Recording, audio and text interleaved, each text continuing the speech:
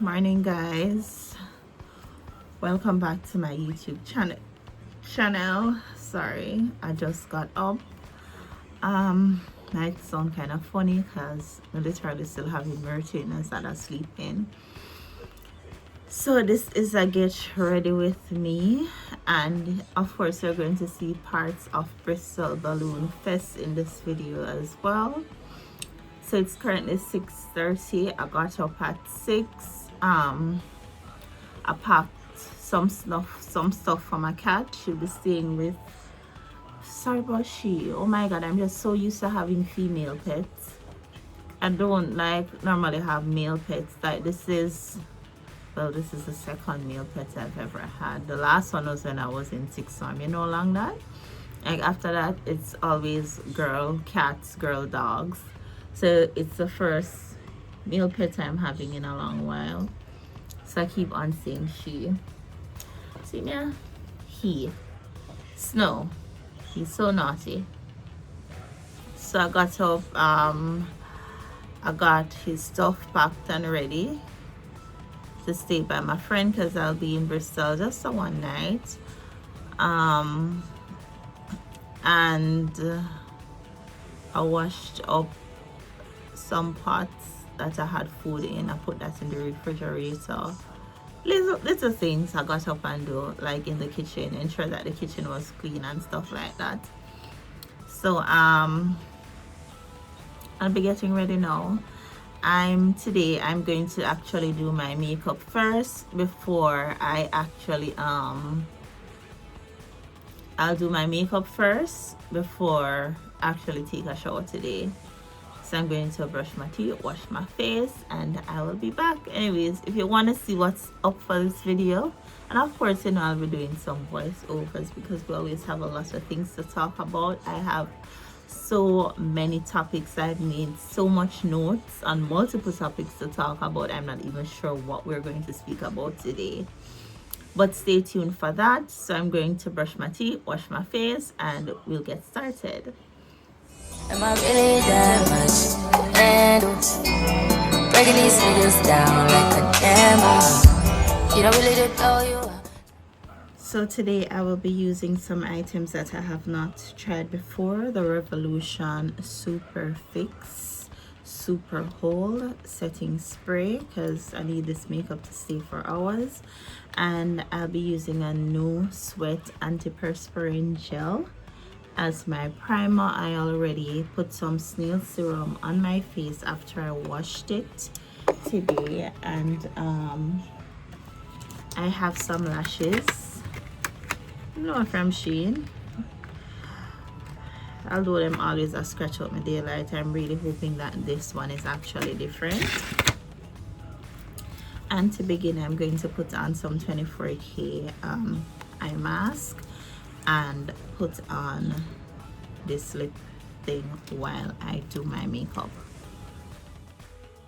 Hi again, guys. So today's video is probably one of the most personal videos I've ever made.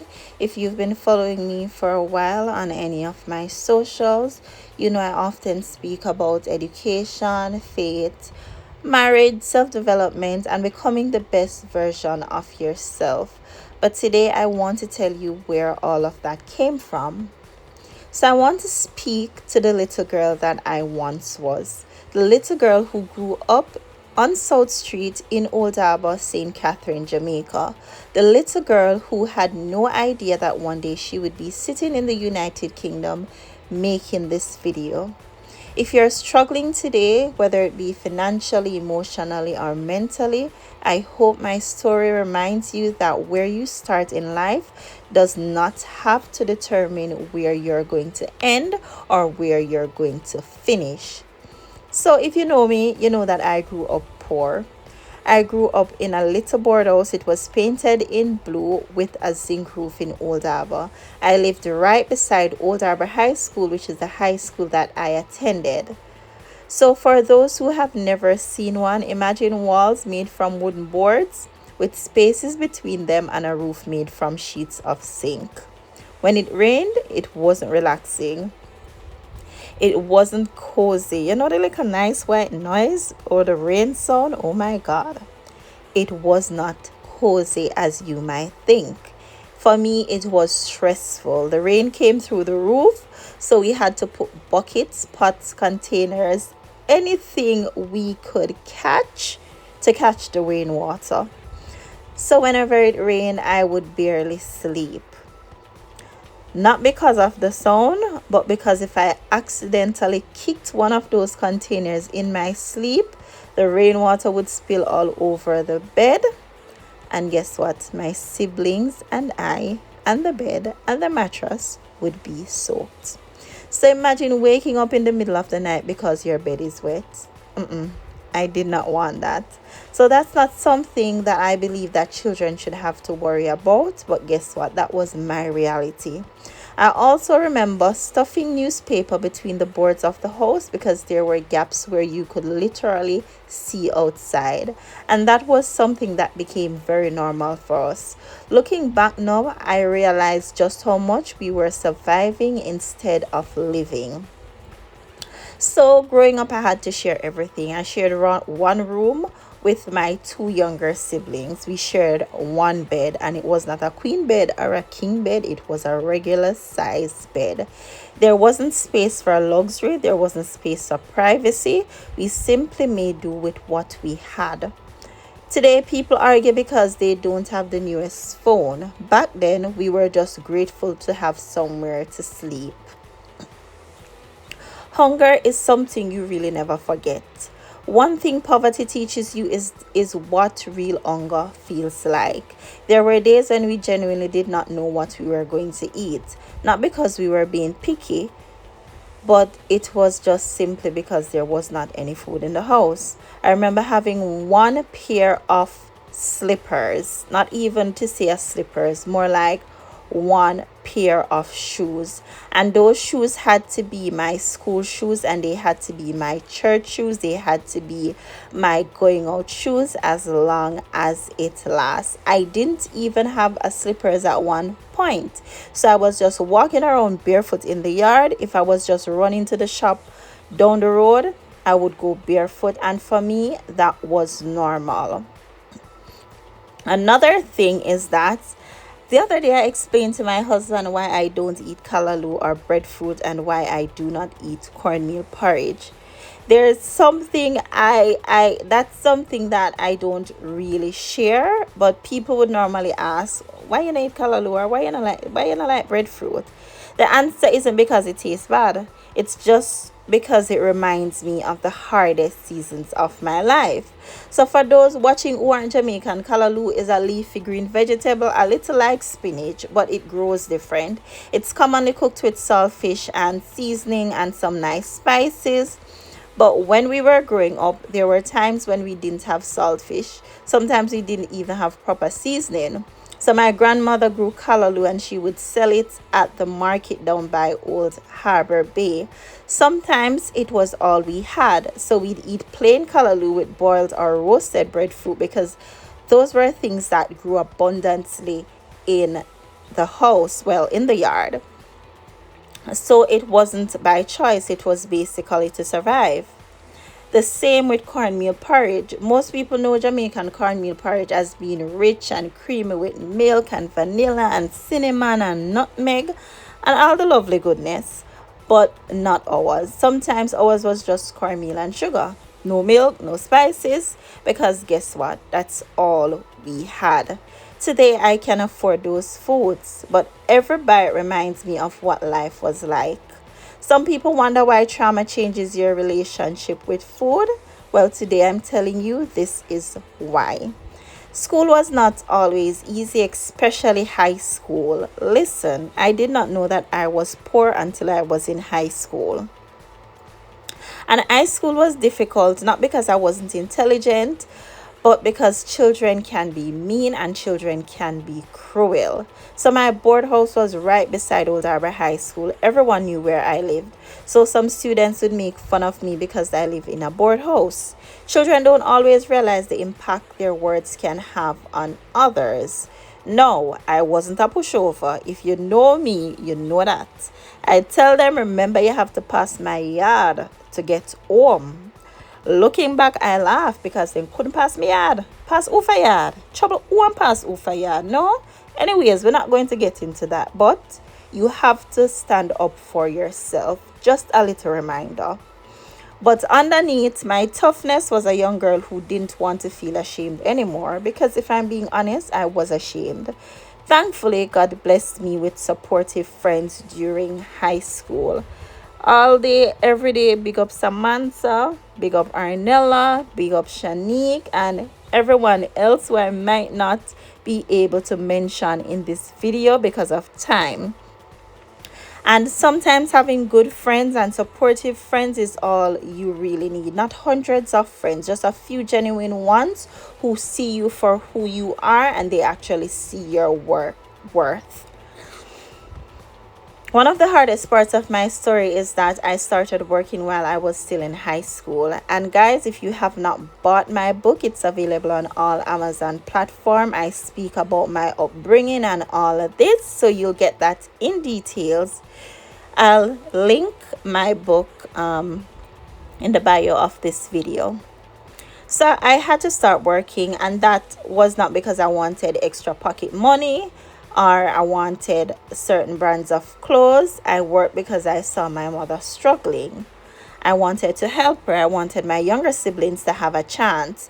Looking back now, children shouldn't have to carry adults' burdens, and that's what I was doing. They shouldn't have to worry about bills or food or helping raise their siblings.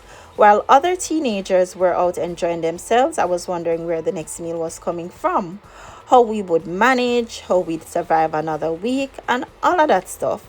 Big people business I had to be worrying about as a child.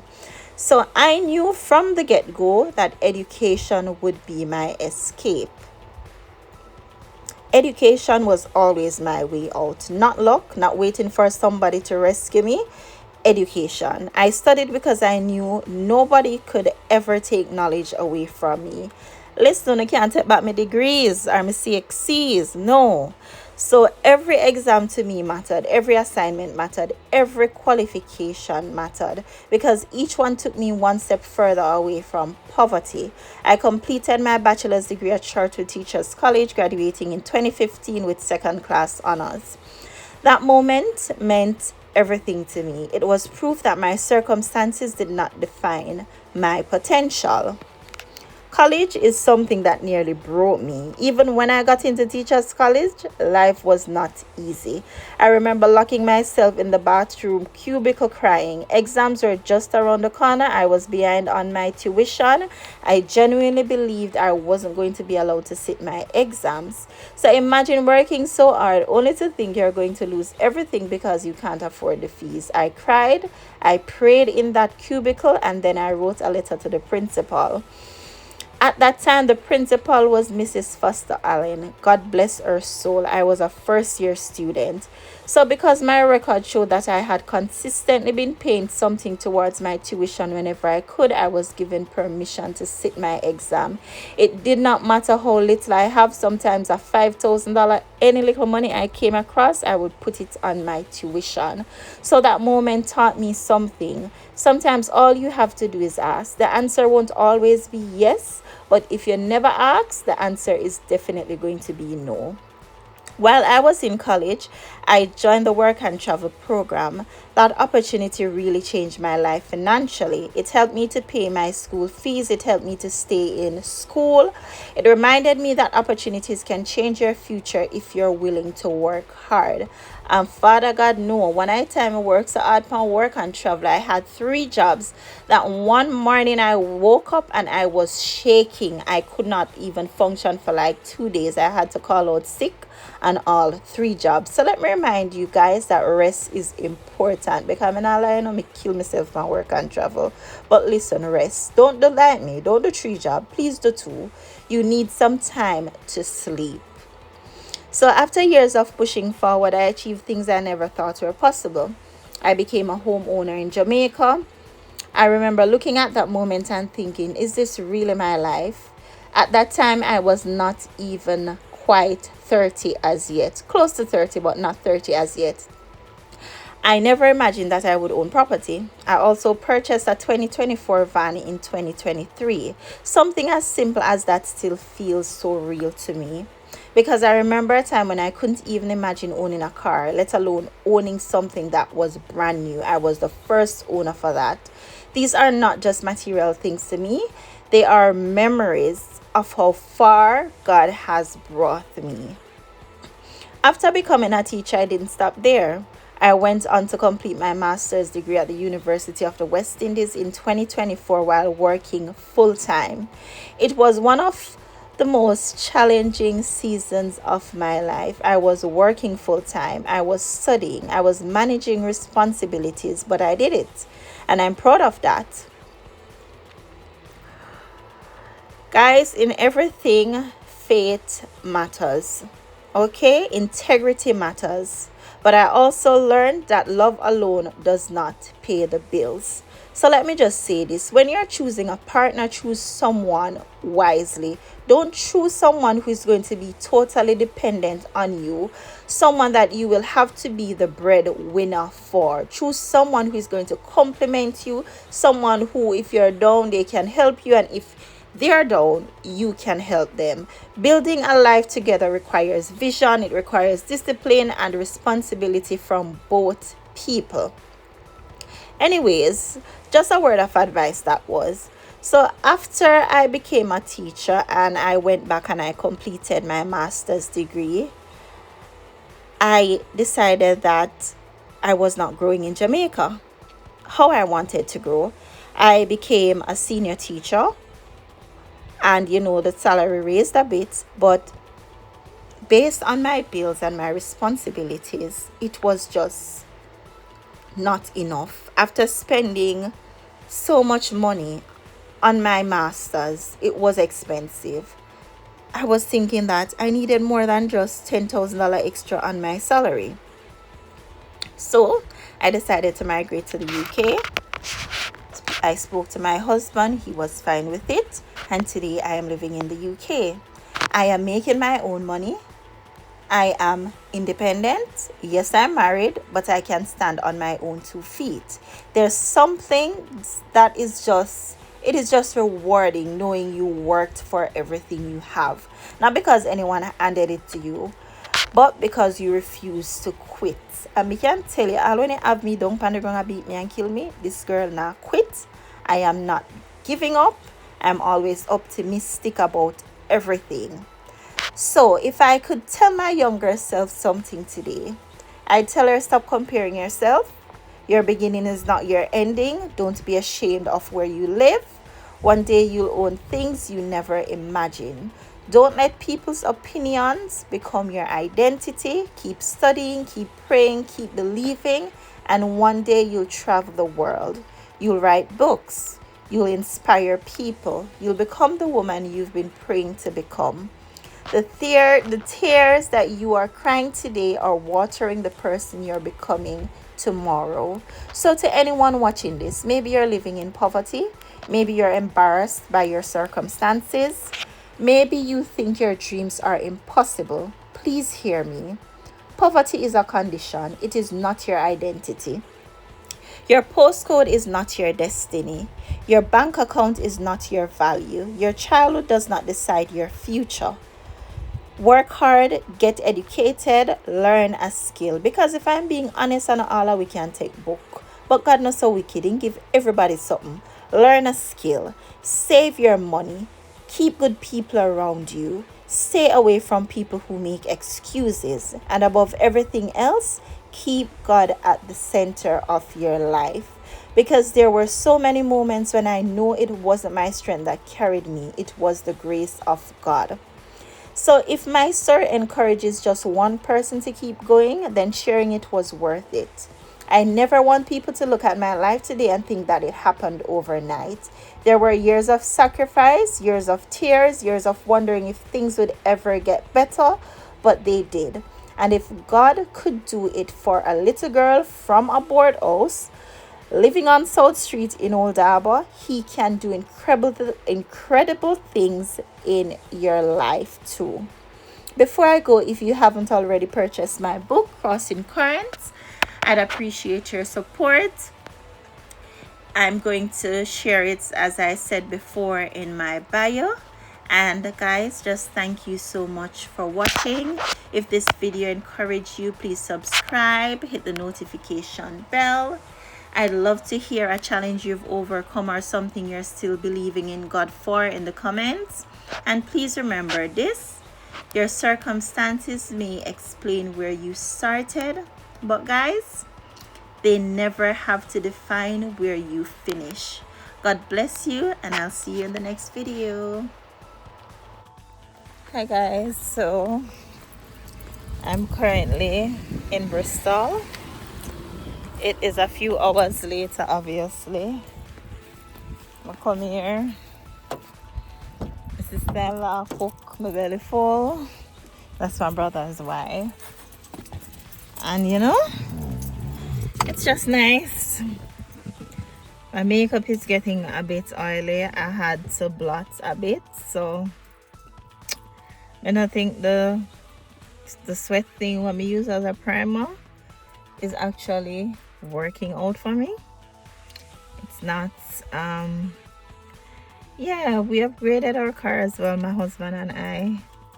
We got a Nissan Juke 2023, and this is good. Before we had a 2008 Toyota when I just got here. And you know, we decided to upgrade after 2 years being in the UK. So it's nice, it's really nice. I like it. Yeah, I just want to come out of the house to get my husband glasses and live in the car. So I just get that and head back inside.